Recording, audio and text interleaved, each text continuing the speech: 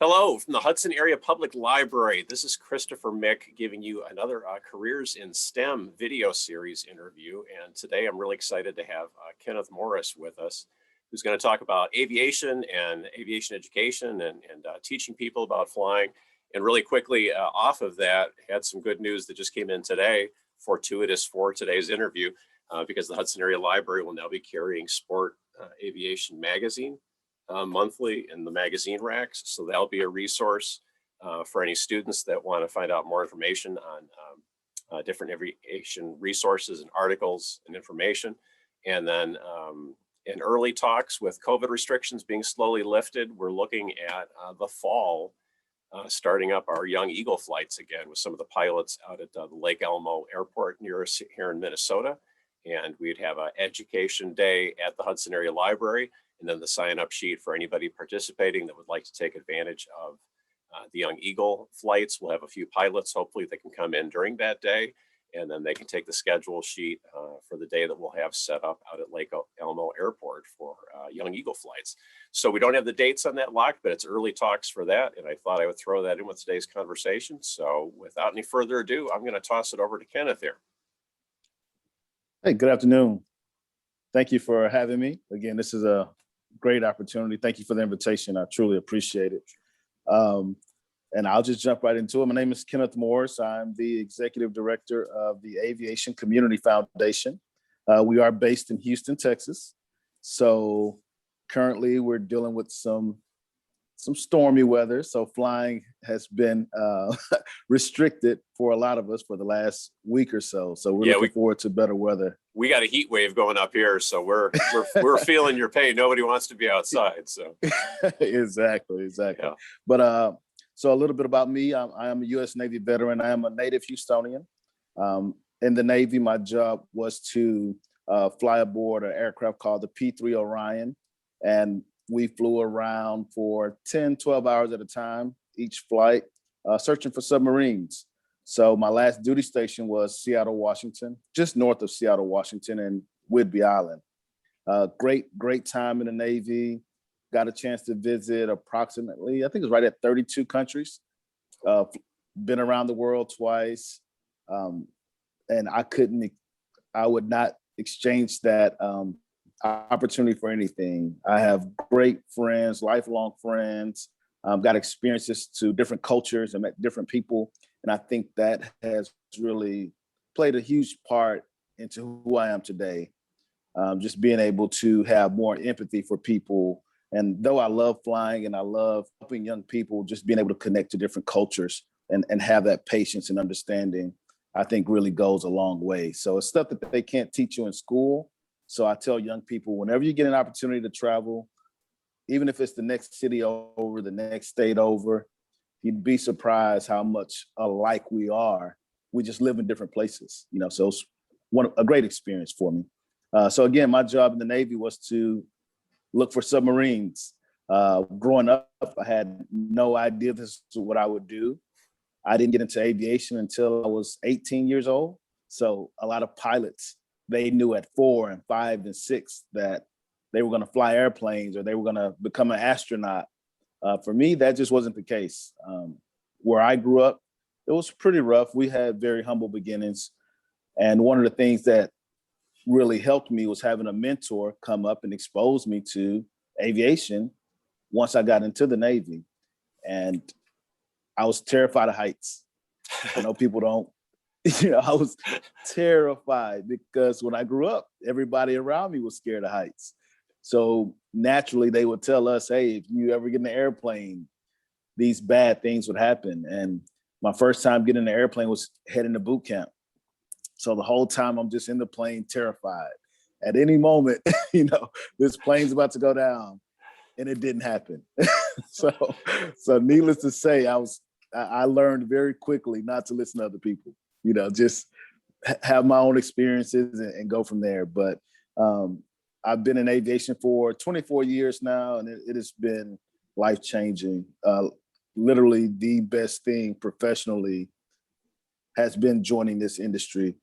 I have a degree in computer information systems. So my degree is in IT. I worked in IT for a little bit and I did not like it. I did not like going to the office every day, working on computer equipment. And though I picked it up rather quickly, it just wasn't what I enjoyed. So the way I transitioned was when a company I was working for, it was a nonprofit, they didn't get the funds to hire me again. And so I was laid off. And so when I was laid off, I said, you know what? I'm going to do something that I absolutely love, something helping the community, helping young people. And then I created my own program. And from there, it's been great doing what I love every day, exposing young people to aviation, exposing older people to aviation too. It's just a lot of times they just don't know. Mm-hmm. So the Aviation Community Foundation, again, is the organization that I'm a part of, that I'm the executive director of. And we have a great team with us, not only in Houston, but in Denver, Colorado. We have people in Washington, D.C. We also have people in California and Virginia as well. So we're big on partnering and collaborating with other people, other organizations that are like-minded, like ours.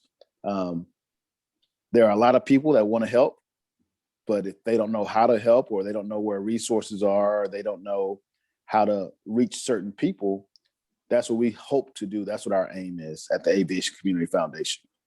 So what I'll do is I'll go through a quick presentation, and this is some of what I show the students. We go to schools prior to COVID.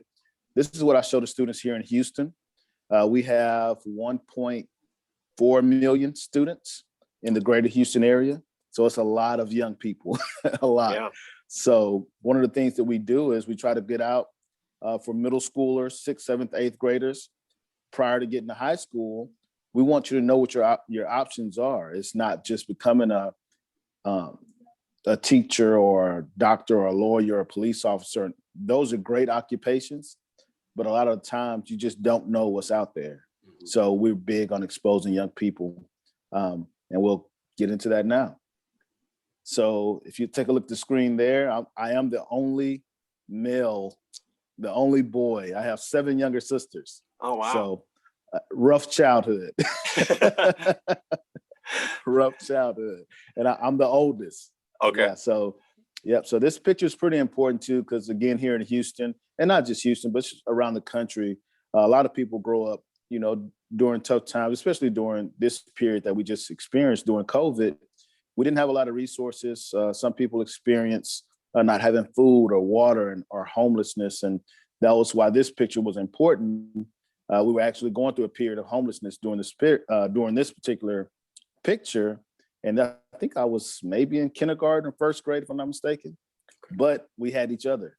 So the love that we had for one another was so gratifying. We didn't even realize how bad the situation was. And we're still this close, close to this day. So those are my sisters, and you can see me there in the middle. And when people talk about their resources and their lack of, this is the house that I grew up in. It set the tone. It made me work hard because I knew that it wasn't necessarily ideal, but I tell young people all the time, if your home is better than this one, you should let your parents know how much you appreciate them, because they probably went through a lot. And, showing gratitude and letting your father, your guardian, your uncles, whoever you're living with, letting them know that you appreciate them, that means more than you can imagine. So, and young people, I tell them, even if your situation is like this or worse, it will get better. You just have to have a positive outlook and remain optimistic. So this is who I am. I'm a father, I'm a mentor, I'm a family man. And in this last picture, you'll see I'm a naval veteran as well. The plane that I flew on, the crew that I flew with. And if you look, I don't look like the other people there, right? But that didn't discourage me. I got around, this was some of the greatest individuals I could have ever asked for to help me in my flying career. This was my family when I was gone. And that's what I mentioned earlier. Even though they came from other places, we all had the same mission, we had the same drive, and we were on the same page, and they helped me more than I can imagine at 18 and 19 years old. And we're still good friends to this day. So this is the crew that I flew with, and the very first aircraft that I ever flew was the one behind me. So a lot of times when, even today, when you go on your first flight, it's a Cessna 172 or a Piper or a Cherokee or something. The very first plane I ever flew in my life was this P-3 Orion. And going from a kid who's afraid of heights to flying this $36 million aircraft, oh, you talk about nervous. I was a bit nervous, but oh yeah, but I remember it like it was yesterday. And from that moment on, I was hooked. I said, this is what I was put here to do. It was just a thrilling and exhilarating feeling. And that's the flight. Again, this was over 20 years ago, and it still sticks with me to this day. And on this particular flight, I was actually getting promoted from, I think, E3 to E4. So it is very gratifying, and I'm very grateful for the opportunity. So one of the things that we talk about is, especially now, is diversity, equity, and inclusion. When we talk about aviation, aerospace, STEM careers, STEAM careers, just things that young people, especially from my demographic and my part of the country, we're just unaware of.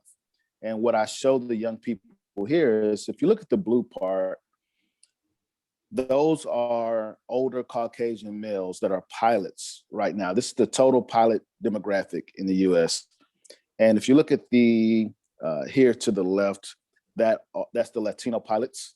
Here are the African American, and here are the females. So we make up a small portion, but for the optimist, for the person who sees opportunity, this blue part, that'll be vacant jobs as the baby boomers retire. So, but for people that don't have that information, or they'll look at it and say, hey, there's no hope, there's no way for me to get involved, there are opportunities coming. You just have to work hard now and prepare yourself for when those opportunities come, that you can get in the industry and work harder than everyone else. And again, when people see this, I don't want them to feel as if they've been shut out, but just know that those opportunities are coming. And the key points of our program, again, even though we use aviation as the catalyst, we want to develop better people. We want you to be better citizens. We want to look at your character and integrity and have respect for not only yourself, but your neighbors and females and people that may not look like you or think like you. So that is what our program is about. Flying is fun. We absolutely love it. But there are other more important aspects to not only living your life, but helping the next person as well. So those are the key points of our program. The second one, again, is fearing failure. I failed more times than I can count. I've been rejected more times than I can count. But I turn those into positive moments when I can come back and say, okay, what did I learn from that? If I don't get a job, why didn't I get the job? It's something that I can fix. And again, those are the key points of the program that we operate here at ACF. And for young men, again, be a positive example in your communities, in your schools, in your programs.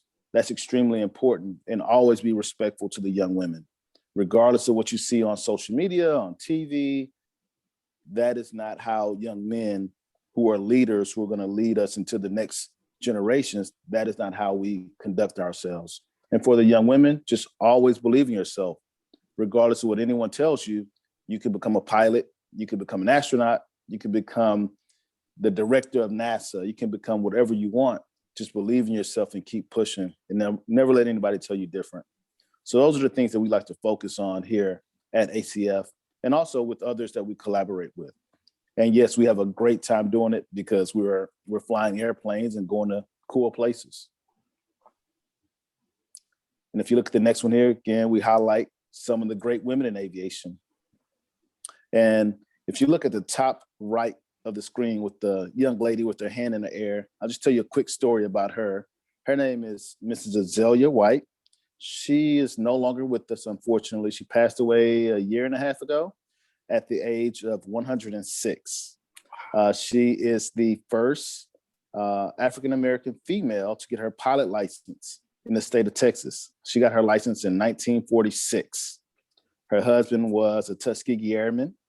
And the interesting part was I was actually getting my hair cut right across the street from where she lived, and no one knew who she was. And I just happened to go over and knock on the door. And she is the nicest lady you'd ever want to meet. And now she's inducted into the Texas Aviation Hall of Fame, the OBAP Hall of Fame, and I think Women in Aviation Hall of Fame. And she got her license during a time when it wasn't the America that we know now. So it was very difficult. But even meeting her, I met her at 103. She was cutting her own grass until 99 years old. And then she stopped cutting her own grass. So when you just talk about a great person that represents, the American dream and, not giving up and just having such a positive spirit, that's who Mrs. Zelia White was. So here in Houston, she is celebrated. And there are more, again, Bessie Coleman. We have so many great women in aviation that are doing positive things. So I just think it's always important that we highlight them, not only as aviators, but also that travel to space with Miss Mae Jemison and many others who are doing great things. We also get a chance to meet a lot of professional athletes in aviation. I tell people all the time, I never went to the NFL or NBA, but a lot of my contacts, my network is one of the things I talk to young people about. I'm 1 degree away from meeting people who are very impactful in the community. So your network is extremely important, not only in middle school and in high school, but when you get to college and when you get to apply for jobs, your network is really important. And it's how you carry yourself. It's the integrity that you have when you do your work. It's no cutting corners. It's how safe you are. It's always doing the right thing, even when no one is looking. And that's how I'm able to position myself to meet certain individuals in entertainment as well. Here we have the charter aviation world, where a lot of the celebrities that young people look up to, they all in airplanes for the most part, 99%. And being a pilot and once working as a line service technician, putting fuel on the plane, I got an opportunity to meet them, and great people. And for myself now in the position that I'm in, to engage young people, I know they don't know who this guy in the center is with the saxophone. That's Kenny G. If I ask a kid that, they have no idea who Kenny G is. Yep. But I love Kenny G, right? So one of the things that you have to understand is it's a different time, and it's what engages them. How do we meet them where they are to get them where they need to be? And for the demographic that I serve here in Houston and really nationally, these are people that have influence. So we connect that to the things that they enjoy. Again, Michael Jordan and Diddy, we'll just go through here. Kevin Hart again, I just talk about how small he is compared to our smallest aircraft that we have in the fleet. Like, really great guy though, came out to the military base, really great guy. Then we talk here just about surrounding ourselves with the best people that we can. Will Smith, and I think and Jay-Z, again, married to Beyonce. And the guy that's in the picture is their personal pilot. He flies for American now, but he was the pilot for those individuals. And again, it's about your network. And again, a couple more, just Golden State Warriors and Ray J, the artist. This guy is a motivational speaker by the name of Eric Thomas, really positive guy. Also really big on getting young people to think outside the box and think critically and strategically on how they advance themselves going forward. And one of the things that we do, again, I love speaking to people in an organic way, but we'll go on the news, we'll go on radio, any way we can to spread a positive message about the opportunities that are out there that young people aren't aware of. That's what we focus on. And we can't do it alone. Again, that's why I'm grateful for this opportunity to be able to speak to you. And if there's ever an opportunity to come to Houston or Texas or anything that we can do to help, that's what we exist for. One of my close friends just returned from outer space, sure. Victor Glover. I mean, when I tell you, people tell me after I do a presentation that, oh, I was so inspired, and I'm very grateful. Meeting this guy was life-changing. When I tell you, he is one of the most humble but empowering people that you'll ever want to meet. I mean, even to this day, I'm very grateful for the time we get to spend and his successes that he just had recently. As the director of a $40 million flight museum that's in the background here, my job was director of education and outreach. And I literally just called him and asked him would he come over because NASA's right next door. And he literally came. So when I say it blew my mind, I was elated. But this is what I speak of when I talk about having a positive network and having people around you, because prior to having a friend as an astronaut, I had friends who may not have been making the best decisions. And had I not changed that circle, I know I would not be where I am today. So again, I think that is very important, having the people around us that are pushing us to do positive things and remain focused on our dreams and our goals. So with that being said, this is one of the trips that we take young people on. We went to New York with JetBlue, just again, exposure and empowerment. I think that's extremely important. And the past year and a half has been pretty tough for all of America, really citizens around the globe. But as the summer comes where we are now, where we are getting back out and things are getting to some sense of normalcy, what we're looking forward to is re-engaging the youth and re-engaging the teens and the parents, the school districts, as well as the airlines and these companies who are looking for diverse talent. Again, connecting those opportunities with the young people who are ready to seize them.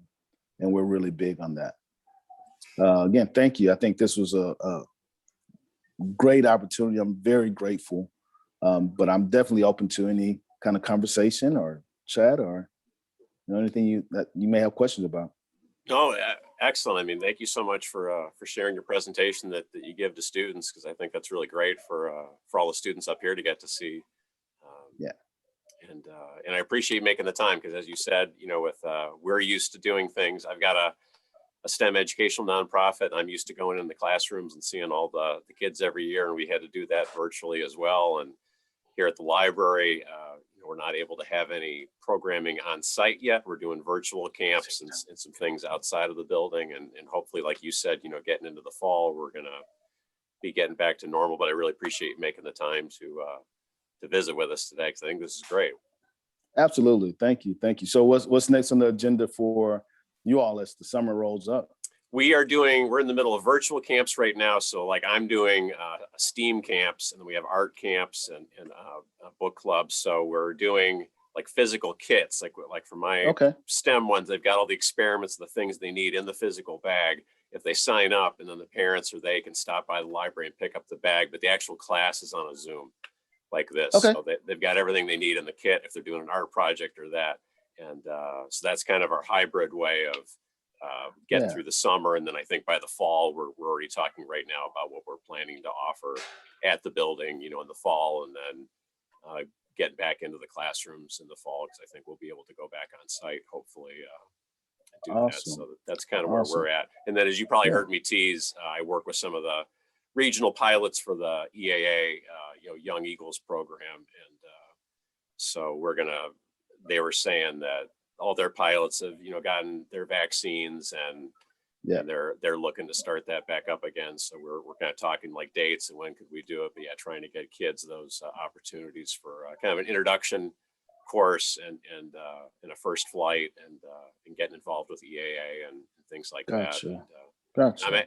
Going out to Oshkosh is back on, for the Air Venture show this year. So I'll be heading out there next month and shooting some videos from out there, and hopefully get to talk to some other pilots and engineers and go by the NASA tent and all that stuff. So that's always fun to head out there for that. That's good stuff. Yeah. Well, if there's anything I can do to be of assistance, by all means, let me know. And if you ever find your way in Houston, the Houston area, I would love to show you around. And I'd love to. I was there a couple of years ago for the SEEK conference, the Space Education Education. Yeah. And so we were virtual this year, but I've been there a couple of times for the conference. So if it's back on in person next year. Yeah, awesome. So they have the opportunity to when you get to pick the classes you go to, the museum was offered. They actually have it now. I think that was 17, 18, maybe 2018. But you can actually choose to take a bus over to the museum and see the educational programs and so forth. It's definitely worth it. I think it's definitely worth it. Yeah. So if you get an opportunity to check that out in the next year or two, that would be great. Well, and I got to tell you too, you did your introduction. My father was in the Navy, Korean War era, and he was in the meteorology department. He flew on Orions. Wow. He was assigned to the Hurricane Hunter Squadron. Really? Wow. So he was a meteorologist. So he was dropping, the dropsons and that. But he told me a great story about they landed one time and nobody knew it, but a 2x4 had gone like right through the wing because they'd flown through the eye of a hurricane. Yeah, and he's like, nobody, when we landed, you saw this 2x4 sticking like right through the. So yeah, those guys are much braver than me.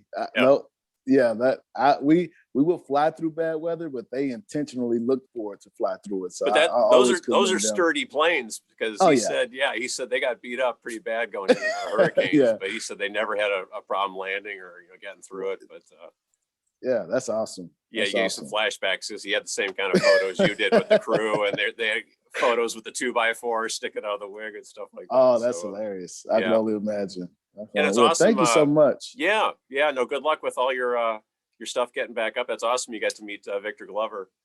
Oh yeah, great guy. So I'm looking forward to so many more positive things happening. But I'll definitely keep you in the loop. And again, if there's anything I can do to help you going forward, just let me know. I'll definitely do that. Yeah, and if we got any kids coming through our program that would like to get in touch with you, ask you some questions, I'll try to get them hooked up to you. And absolutely do that. Thank you so much, Ken. I really appreciate it. All right, thank you. Have a great day. You too. Bye-bye.